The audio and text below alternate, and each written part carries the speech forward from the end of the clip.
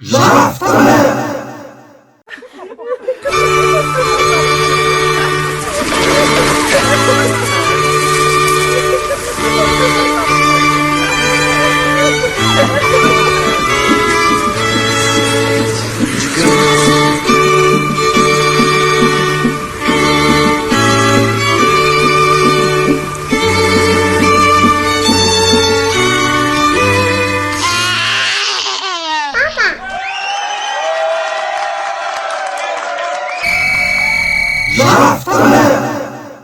ta mère, le best-of 2020, partie 1. Allô, monsieur Delpar, êtes-vous avec nous? Mais oui, je vous entends, moi. Super, c'est parfait, ça marche, les miracles de la technique. Merci d'être venu avec nous.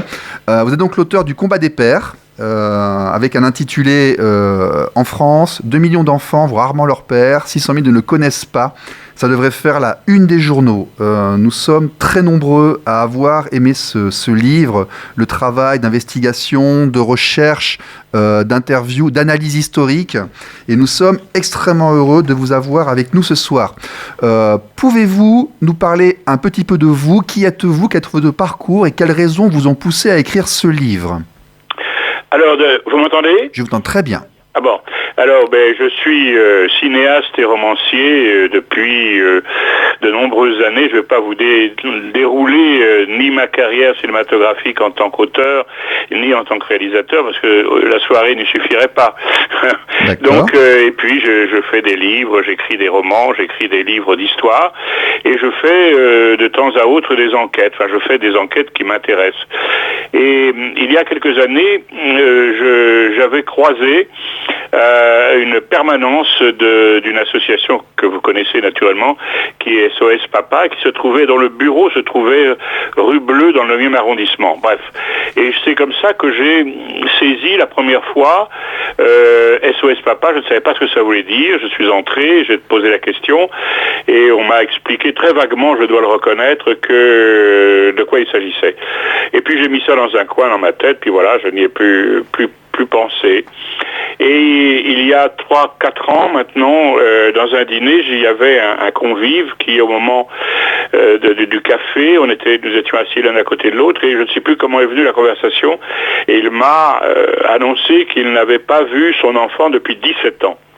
Et là, je suis tombé évidemment à la renverse, et je lui ai demandé, nous avons échangé nos téléphones, etc. Je l'ai revu après, il m'a raconté son histoire, et ça m'a fait repenser évidemment à SOS Papa. Et puis, je dois reconnaître que j'ai ce qui m'a vraiment, non pas décidé, mais qui a été un peu comment pourrais-je dire, l'allumette, le feu à la mèche. J'ai rencontré Philippe Guidal, qui dirige, avec un groupe qui dirige un site qui s'appelle Paternet. Et là, j'ai pris vraiment la dimension des témoignages aussi bouleversants, j'en ai entendu, et je suis sorti à chaque fois de ces témoignages, de ces rendez-vous avec ces pères, presque hallucinés que dans notre pays qui se réclame des droits de l'homme, qui s'assied sur la République, sur les lois de la République, etc., on puisse laisser à l'abandon, parce qu'il n'y a pas d'autre expression, laisser à l'abandon une partie de la communauté humaine qui sont les pères. Quels sont les obstacles et oppositions que vous avez rencontrés? Vous m'avez dit que ça n'a pas été très simple tout le temps. Mais non, ça n'a pas été très simple. Par exemple, je fais le journal, peu importe, mais je fais en direct le journal de France 3. L'émission, le journal se termine, et le directeur ou le responsable de l'antenne ce soir-là vient vers moi et me dit vous ne pouvez pas sortir du studio, vous ne pouvez pas sortir du bâtiment. Pour sortir du bâtiment, il faut que j'appelle la police et que je vous demande une protection policière, ce qu'il a fait d'ailleurs. Ah bon? Et car il y avait à l'extérieur du bâtiment de France 3 à Paris, il y avait une horde de femmes qui étaient avec des battes de baseball et qui attendaient pour me massacrer, pour me taper dessus. Ah oui? Et qui criaient masculiniste. Moi, je ne savais même pas ce que voulait dire le mot. C'est un business juteux pour les avocats, pour les psychiatres, pour tout un cordon sanitaire. Les psychologues, les enquêteurs sociaux, de ces hommes, les services sociaux, aussi, et autour de ces enfants. Eh bien, c'est un cordon sanitaire, c'est un cordon financier qui rapporte de l'argent à une catégorie professionnelle qui ont affaire avec ce type de situation. Et ça, c'est... Alors, en soi, je ne dis pas que ce n'est pas bien, mais c'est la manière dont ils agissent. Si on parle des juges, moi j'ai été absolument stupéfait d'apprendre, et j'ai vérifié bien sûr avec des docteurs en droit, j'ai pas fait ça au hasard, c'est que le juge aux affaires familiales ce n'est pas une spécialité, c'est un passage dans la vie d'un magistrat. D'accord ? Donc, il est là pendant 6 mois, 1 an dans un poste, et puis il s'en va. Et puis il a autour de lui des amis. Un magistrat, homme ou femme, n'est pas un être isolé dans un coin. Il a une vie culturelle. Il rencontre des gens. Il peut appartenir à des associations, à des différentes sortes d'associations où là il peut rencontrer aussi des psychiatres, des gens, etc. et auxquels il va décider que peut-être que le père, il serait bon que le père soit vu par un psychiatre ou soit examiné par ceci ou par cela. Donc je veux dire, c'est une énorme mafia silencieuse qu'il y a autour du père et autour du drame qu'il y a entre le père, l'enfant et l'ex-épouse. RLP. Radio Libre en Périgord. Alors aujourd'hui, nous allons parler d'un autre point de vue. Nous allons accueillir le point de vue d'une femme qui s'estime victime du divorce, qui vient d'écrire le livre Les Jeudis muets aux éditions Autre Talent, qui a une petite célébrité aussi sur Internet, qu'on est nombreux à avoir lu, à avoir observé, à avoir discuté, à avoir vu passer.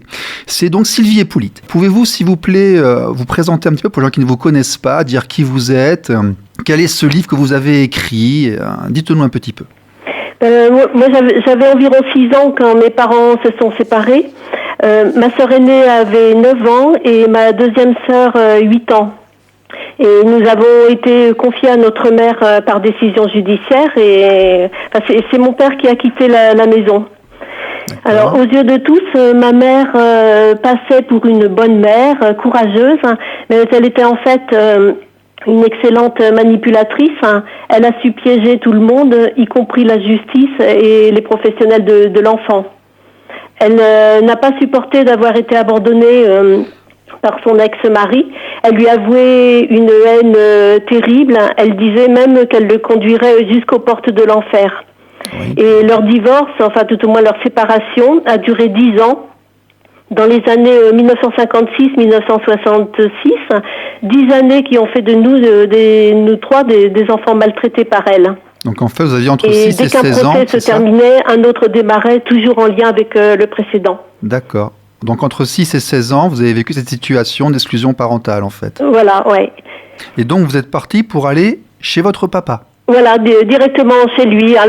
Les billets de train avaient été pris par nos professeurs pour aller le rejoindre et il nous attendait à la gare, quoi. Par les professeurs? Oui, les professeurs. Je pense que c'est sûr que maintenant, je pense qu'ils ne seraient pas autorisés à faire ce genre de démarche, quoi. Et donc ma mère les portes bien verrouillées, elle se cachait derrière les volets en ricanant de sa patience et en tenant des propos vraiment diffamatoires. Et nous assistions à ce déversement de haine, c'était vraiment horrible. Mais vous au moins, vous avez vu qu'il essayait. Quand il en avait un peu marre d'attendre sur le parking, il faisait le tour de la rue, on l'entendait. Bon, c'était vraiment terrible parce que... Mais vous Sylvie... On savait qu'il était triste et puis nous, on était triste pour lui, quoi. Vous l'avez vu, mais il y a des cas où les enfants ne savent pas et ils croient que le père ne vient pas. Oui, nous, on savait qu'il venait, mais on ne pouvait pas y aller, on ne pouvait pas sortir. Hein. Alors, vous avez écrit une très jolie phrase, Sylvie, aussi. Je vais la lire pour vous, celle-là, si vous voulez bien. « Choisir la résidence partagée malgré ses petites contraintes est une preuve d'amour que les parents donnent à leurs enfants. » Oui, je pense que c'est ça, parce qu'il faut qu'ils fassent un petit peu de sacrifice quand même. Oui, pour le bien de tous. Ouais, et c'est vraiment une preuve d'amour, quoi. Bien sûr. Vivre sa vie épanouie la semaine où on est en solo et couver, bien sûr, éduquer nos enfants la semaine où on est avec eux, c'est parfait. Il y a plein d'avantages à ça. Hein. Oui, et ça paraît tout simple. Je comprends pas je crois que les chiffres sont à peu près bons. 17% d'enfants qui sont en résidence partagée, c'est ridicule, quoi. Oui, alors les chiffres encore pire, c'est que lorsque la mère ne le veut pas, on est à 0. Ou on est à 1 ou 2%, disons. Aujourd'hui, on a la résidence alternée que lorsque les parents le veulent. Il faut pousser vers des solutions telles que la conciliation. Il y a des pays où on impose aux gens de s'entendre. Vous vous entendez, ou alors on tranche dans le lard. Et puis finalement... Oui, puis il y a des parents qui n'hésitent pas à quitter la région pour faire des difficultés de plus, quoi. Ah bon, on a entendu Arnaud juste avant. C'est intolérable, quoi. J'en connais certains très bien qui ont dû déménager pour avoir le droit de voir leur gosse. Et puis régulièrement, par petits sauts de puce... RLP. Radio libre en Périgord. Il y a 25 000 plaintes par an de NRE, de non-représentation d'enfants, et on en instruit environ que 1000, ce qui est un petit désastre. Alors, on va en parler avec un livre qui s'appelle « Les orphelins du divorce », qui a été écrit par Jacques Abba aux éditions Chroniques Sociales, 12,90 €. Vous le trouvez sur Amazon. C'est un livre qui, à l'époque, a été intéressant, avec une étude, une analyse sur l'environnement qui a le mérite d'exister et qui a abouti ensuite à un mouvement qui s'appelle Égalité parentale. Jacques Abba, de son vrai nom Thierry Berger, qui, normalement, est avec nous ce soir. Thierry, tu es là ? Oui. Oui. Bonjour. Bonjour, merci d'être avec nous. Allô ? Vas-y. Oui. Oui. Alors, écoute, on se tutoie comme dans la vraie vie ? D'accord. Et Bon. les combats de père, tout le monde se tutoie parce qu'on fraternise très vite. Oui, on va dire ça. Nous allons dire cette chose-là. Alors, est-ce que tu peux te présenter un petit peu, dire qui tu es, ton parcours personnel ? Je crois que tu vis à Bordeaux, me semble-t-il. Je crois que tu es ingénieur chez Dassault. Enfin, j'ai cru comprendre ça, je ne suis pas sûr. Et qu'est-ce qui t'a poussé à écrire ce livre ? Qu'est-ce qui t'a mis dans ta vie personnelle, toi, à écrire ce livre ? Oui, donc moi, mon vrai nom, c'est Thierry Berger, en effet, et j'ai pris le pseudo de Jacques Abba. Abba, qui veut dire père en hébreu, en araméen, parce que c'est pas mon livre, c'est notre livre, le livre de tous ces pères, de toutes ces mères, car je m'intéresse aussi beaucoup aux mères qu'on oublie, qui ne voient plus leurs enfants. Bien sûr. Tous ces enfants de divorcés, ces proches de suicider, parce qu'il y a un certain nombre de détresses quand on est au plus bas, on n'a plus envie de vivre. Et donc, pour que tout le monde s'y retrouve, parce que c'est un recueil de témoignages, où il y avait 200 témoignages à l'origine, et c'est un petit peu indigeste, donc avec mon éditeur, on l'a réduit à une 40aine de témoignages. Donc je le rappelle, de pères, de mères, d'enfants divorcés, de proches de suicidés, avec une grosse introduction et une conclusion. Et Jacques, c'est un petit clin d'œil à Jacques Addy pour faire le lien avec les enfants, et aussi parce que c'est Jacques Séguéla, le publiciste, qui m'a poussé à écrire ce livre, parce que j'avais besoin, je n'ai aucune crédibilité, aucune compétence, parce que je suis ingénieur en aéronautique, et pour qu'on m'écoute, je ne suis ni juriste ni médecin. J'avais besoin de dire ce n'est pas moi qui parle, c'est un certain nombre de parents seuls, et pour asseoir la crédibilité, et c'est ce qui le rend intéressant, c'est que j'ai obtenu plus d'une dizaine de préfaces qu'on a réparties dans le livre, des préfaces de gens connus comme Patrick Poivre d'Arvor, Valérie Pécresse, des juges, des magistrats, des députés de droite, de gauche, même des présidents d'associations, des députés femmes, présidentes d'associations de femmes, pour montrer que, voilà, c'est pas les pères contre les mères, c'est un combat pour l'enfant, autour de l'enfant, pour défendre le droit de l'enfant à voir autant ses deux parents. C'est que la demande des pères n'est pas d'être seulement un pourvoyeur ou de regarder ses enfants grandir, de pouvoir être spectateurs, c'est qu'ils sont vraiment dans ce qui était avant la maternité, l'éducation et le suivi des enfants, y compris dans la tendre enfance. C'est en cela qu'il y a une certaine évolution par rapport à ce qui se passait auparavant. Le souci est que c'est une demande qui est nouvelle et qu'on a du mal à avoir. Après, parler de la société patriarcale, parler de l'emprise de l'homme. Moi, j'étais pas né, Thierry, je sais pas quel âge tu as, mais moi, je suis né en 72, j'ai une connaissance historique de ces époques, de ces façons de vivre, mais comme j'ai une connaissance historique du Moyen-Âge, de l'homme des cavernes, ça me paraîtrait aberrant aujourd'hui, parce que je n'ai pas grandi comme ça. Donc, je suis étonné, moi, de ces réactions, parfois, que je trouve démesurées, pour des demandes qui me paraissent simples et légitimes, et modernes, extrêmement modernes. C'est-à-dire qu'on a l'impression que la loi n'a pas évolué. Autrefois, l'homme, il partait à la chasse, chasser le bison, et la femme, la mère, elle restait à garder le feu, le foyer et l'enfant. Maintenant, c'est complètement révolu. Les femmes travaillent, c'est rentré dans les mœurs. L'homme, sa virilité en a pris un coup, on lui demande plus d'être viril, on lui demande d'être paternaliste, et il est enclin, il a le droit d'exprimer ses sentiments, ce qui est nouveau, et il veut materner son enfant. Donc nous sommes complémentaires, simplement la loi est restée à l'ancien régime où c'est traditionnellement la mère qui restait à garder les enfants, et les mères, je vous assure qu'elles en ont marre d'être cantonnées à la mère au foyer. Elles ont envie de vivre et vivre leur vie et faire carrière, et on a de plus en plus dans l'industrie ou le gouvernement de femmes, et c'est tant mieux parce que on s'enrichit par nos différences. J'ai toujours marqué ça au-dessus de ma porte, s'enrichir par nos différences. On est complémentaires, on est égaux en droit et en dignité. RLP. Radio libre en Périgord. Je crois que Madame Le Prince est revenue. Vous êtes là, Françoise ? Absolument. Ah, elle est là. Nous avons été trahis par la technique, un orage, la foudre, on ne sait pas trop, mais tout va bien. Oui. C'est mauvais en Bretagne. Oui, parce que vous nous appelez de Bretagne. Absolument. Du Finistère. Et il y a effectivement du vent. Oui, tout à fait. L'association de Périgord en Dordogne est nationale et nos contacts sont partout sur le territoire, car nous devons œuvrer ensemble pour cette grande cause commune. Vous nous disiez, Françoise, que vous aviez des soucis pour avoir votre enfant après la séparation de votre fils. Voilà, c'est ça. Alors donc on avait, si vous voulez, nous sommes une famille, nous avons 3 enfants et nous avons 10 petits-enfants. Et nous avions l'habitude de gérer l'ensemble de nos petits-enfants, notamment du même âge, en leur offrant des vacances au bord de la mer, tous ensemble. Et effectivement, cette petite fille s'est trouvée privée de tout ça du jour au lendemain. Avec des cousins qui se demandaient mais pourquoi on peut plus la voir, qu'est-ce qui se passe, donc on était un petit peu obligé de donner du sens à tout ça. Et puis quand elle arrivait à voir ses cousins, c'est je peux pas rester, je dois repartir parce que je retourne chez maman. Donc elle comprenait pas non plus. Donc on l'a privée pendant 2 ans. Je le disais tout à l'heure, de son enfance finalement. Bon, elle s'en remet maintenant puisqu'elle a beaucoup de chance d'avoir, mon fils a beaucoup de chance d'avoir obtenu la résidence alternée. Ah, il a obtenu l'AERA. D'accord. Oui, il l'a obtenu et donc je peux vous dire que cette petite fille va très très bien. Alors là, ça m'intéresse beaucoup.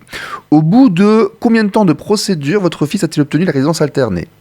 Alors notre fils a obtenu la résidence alternée au bout de 2 ans. 2 ans, c'est court. Est-ce qu'il a dû déménager pour avoir l'AERA ?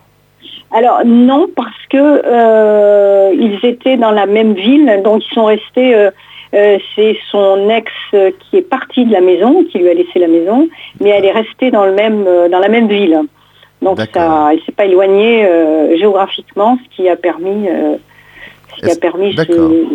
On voit aujourd'hui, d'ailleurs, Madame Caroline Siffren, là, qui est un maître de conférence en droit privé, qui a fait un très très bon article aujourd'hui en comparant un peu les décisions de cour d'appel. Et elle a mis en évidence les critères qui étaient pris en compte pour déterminer l'intérêt de l'enfant et d'accorder ou pas la résidence alternée. Et dans ces critères, on a, alors bien évidemment, les juges interprètent, elle le dit d'ailleurs, elle montre qu'il y a une interprétation de l'intérêt de l'enfant qui paraît tout à fait personnelle au magistrat. Ah, mais il y a des jugements idéologiques, j'en ai vu un certain nombre, ça peut exister. Voilà, ou lié à un tribunal. Et donc elle a comparé un peu ce qui était mis en avant pour refuser ou pour accepter. Donc il y a la distance domicile-école. des juges qui sont extrêmement rigides sur ce sujet, d'autres pas du tout. D'autres qui prennent en compte le conflit, certains le pensent rédhibitoire, et d'autres, au contraire, l'estiment en capacité d'atténuer, voire de réduire les conflits. Ensuite, il y a la notion de stabilité, c'est-à-dire qu'on dit l'ARA, c'est pas une stabilité pour les enfants, ou au contraire, c'en est une, puisque l'enfant peut passer une semaine chez l'un, une semaine chez l'autre de façon régulière. Oui, donc, nous en sommes arrivés à un stade où nous devons lister les jurisprudences qui sont cohérentes pour contrer en fait tous les préjugés.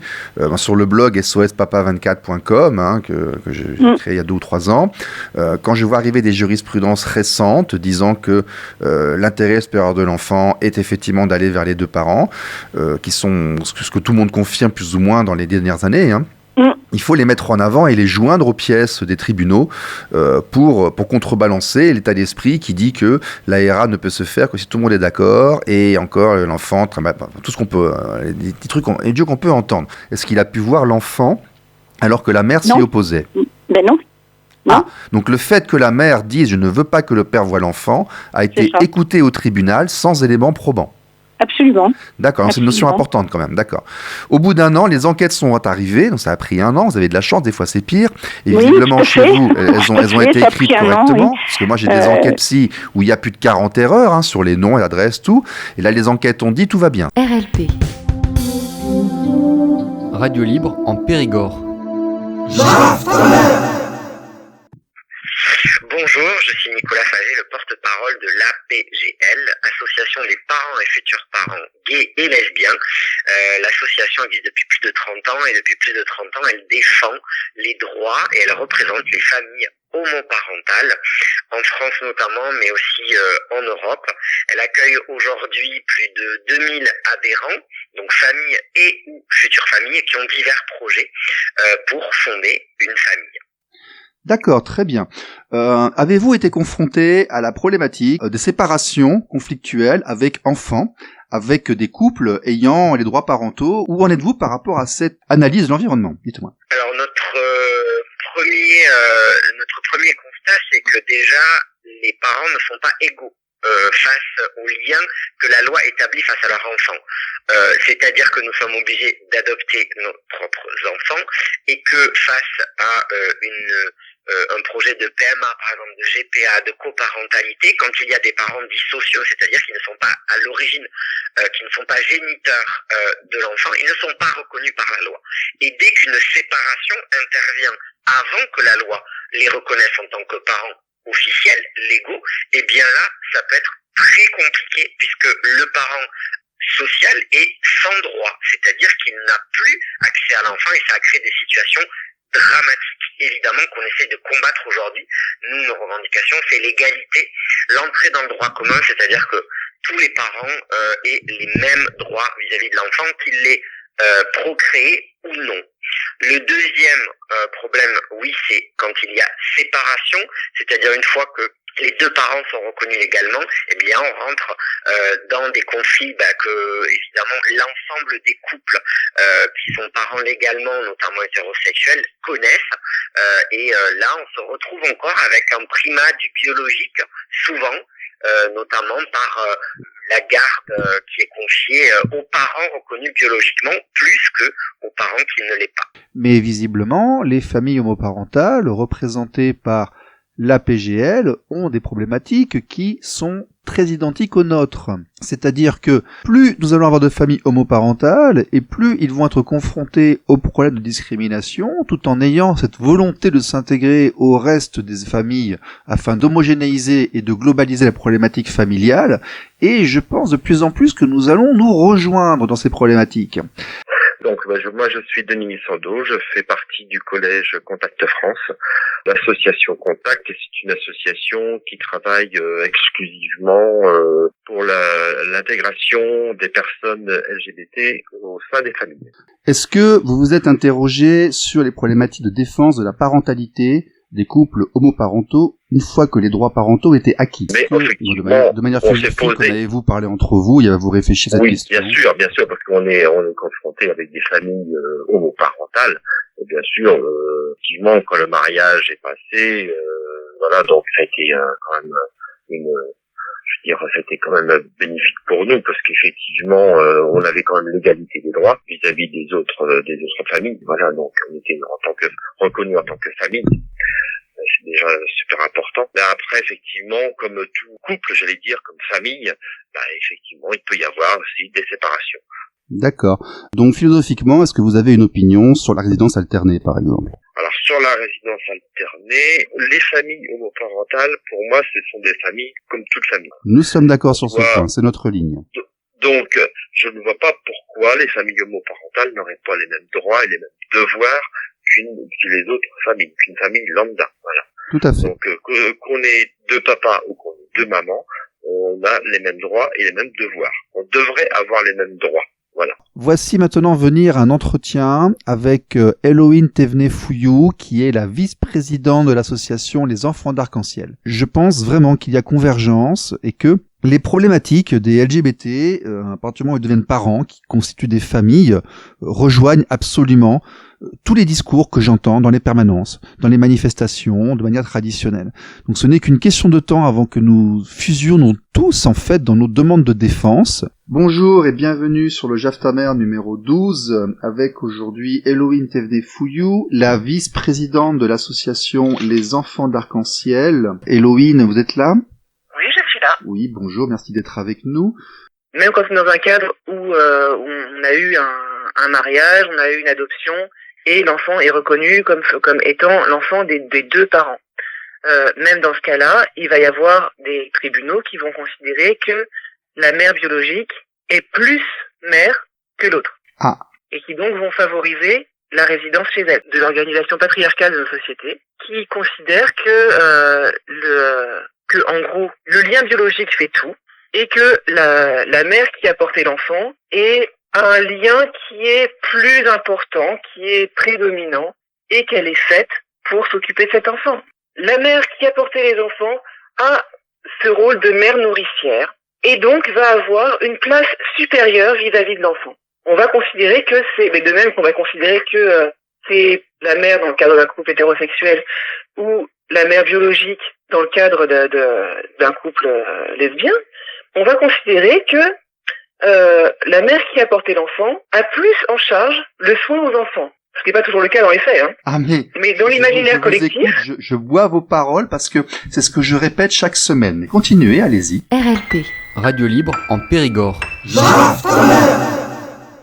Donc aujourd'hui avec nous sur RLP 102.3, Marion Rock. Marion, vous êtes avec nous ? Oui, je suis là, bonjour. Viens par là, mon panda, faut que je t'explique une chose. Tu sais, ton père et moi, on s'aime plus trop comme les roses. Viens là, mon petit garçon, tu vas sentir du vide. Tu auras deux maisons, ce sera pas si terrible. Faut que tu saches que même si t'es petit, t'es fort. Tu fais de ton père et moi un château fort, toujours jusqu'au jour où tu seras assez grand pour plus souffrir de la distance entre tes parents. En attendant, sois gentil avec cette nouvelle dame. Elle pourra être ton amie, elle fera partie de ta gamme. Même si tu me sens fébrile, même si tu me sens fragile, même si je me trompe d'émotion, je ferai tout mon possible. La semaine prochaine, tiens, prends tes petites affaires. On voulait pas te faire de la peine, ni briser ton univers. À la semaine prochaine, tu verras, tout ira bien. On fera tout ça sans haine et tu sais que toi, t'y es pour rien.